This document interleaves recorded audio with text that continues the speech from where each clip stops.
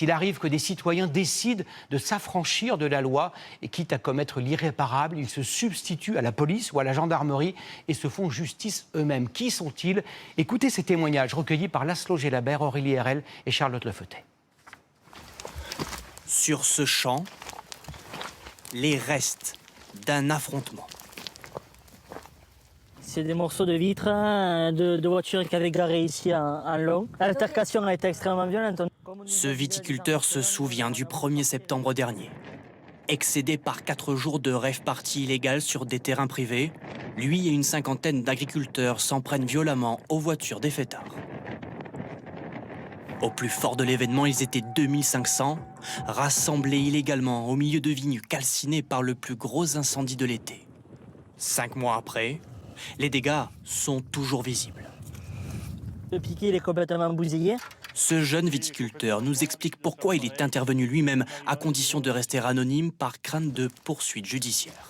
Le préfet nous disait que c'était pas possible, qu'il pouvait rien faire. Les forces de l'ordre, pareil, nous disaient qu'ils pouvaient rien faire. Puisque vous pouvez rien faire, nous on va faire. On va monter une équipe et on va y aller. Et maintenant on va leur dire c'est fini, la fête est finie. Plusieurs agriculteurs sont blessés et même menacés avec des armes à feu selon lui. Par sécurité, les gendarmes leur demandent de quitter les lieux. Les participants partiront dès le lendemain.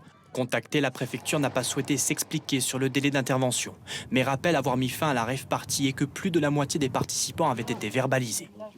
Le viticulteur nous l'assure. S'il fallait le refaire, on le referait. Maintenant, on en a marre de se faire marcher sur les pieds. Il a fallu qu'on fasse justice nous-mêmes. Se faire justice soi-même, en s'en prenant directement à quelqu'un qu'on estime coupable. En intimidant des squatteurs ou en affichant la photo de voleurs, comme l'a fait ce primeur dans le Var, ces pratiques illégales peuvent avoir de lourdes conséquences. En décembre dernier, dans cette commune, un artisan de 44 ans, père de famille sans casier judiciaire, est interpellé pour s'être fait justice lui-même. La veille, un malfaiteur lui volait du bois sur sa propriété. Ce n'était pas la première fois. L'artisan avait déjà alerté les autorités. Armé de son fusil de chasse, il tire sur le voleur avec des balles en caoutchouc, le blesse et appelle les gendarmes. Aux côtés de son avocat et à visage caché, il nous explique s'être défendu. Je n'en serais pas servi si je ne m'étais pas senti agressé. On a des matériaux des clients qui disparaissent, ensuite des machines, on a du petit matériel. Donc là, on me volait le bois, donc voilà, je ne suis pas de caractère à être méchant ou quoi que ce soit, mais je pense que c'est un ras-le-bol. C'est pas du tout mon style d'être comme ça, mais bon, voilà, il s'est passé ça et qui me porte tort encore aujourd'hui. Visiblement affecté, il regrette son geste. D'abord poursuivi pour tentative de meurtre, les faits sont requalifiés en violence aggravée. L'artisan sera condamné à 1 an de prison avec sursis. Vous comprenez cette décision? Mais bien sûr, je la comprends. Je le comprends, mais je trouve que le système est dur quand même. Pourquoi? Parce que à la base, on va dire que j'étais la personne victime, et puis ça, la situation s'est totalement retournée, quoi. Son avocat estime cette décision plutôt mesurée.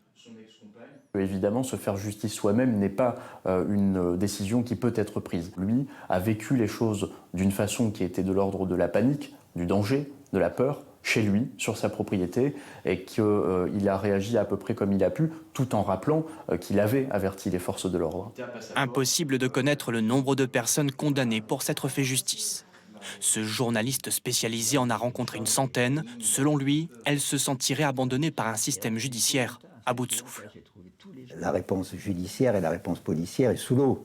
Il y a 3,5 millions de plaintes par an, 2,7 millions de plaintes en stock qui sont toujours pas traitées. C'est un phénomène avec des gens qui disent voilà, moi j'ai appelé la police plusieurs fois, j'ai appelé à l'aide. Au bout d'un moment, j'ai été obligé de me faire justice moi-même. À la différence de l'autojustice, la légitime défense, elle, est encadrée par la loi et répond à des critères précis. L'acte doit être simultané, proportionné et nécessaire.